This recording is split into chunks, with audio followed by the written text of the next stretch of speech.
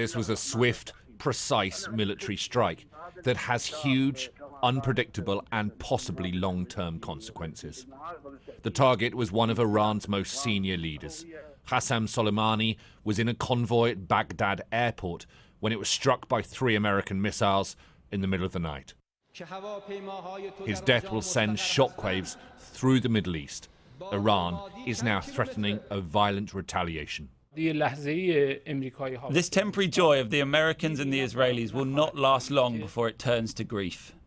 The Islamic Revolutionary Guard Corps, the people of Iran and the front of resistance throughout the geographic latitude of the Islamic world will take revenge of this proud martyr. A Pentagon statement made clear that it was President Trump who gave the order for the assassination. A Pentagon statement made clear that it was President Trump who gave the order for the assassination and why. General Soleimani was actively developing plans to attack American diplomats and service members in Iraq and throughout the region, it said. General Soleimani and his Quds force were responsible for the deaths of hundreds of American and coalition service members and the wounding of thousands more. President Trump, normally so expressive on Twitter, posted a simple image of the stars and stripes without any comment. The US Embassy in Baghdad has this morning urged all US citizens to leave Iraq immediately. This was an act of war. The Americans assassinated a senior Iranian military official, a person who was a war hero in Iran and also a person who helped save Iraq and Syria from ISIS.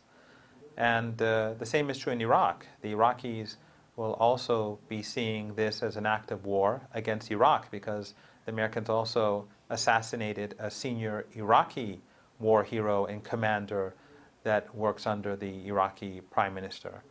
So there will be severe consequences. The assassination comes days after protesters in Baghdad attacked that embassy. The violence was triggered by US airstrikes on the Iraqi border, which killed 24 Iranian militia. In response, hundreds of extra American troops were sent to Iraq, and President Trump promised to retaliate if necessary.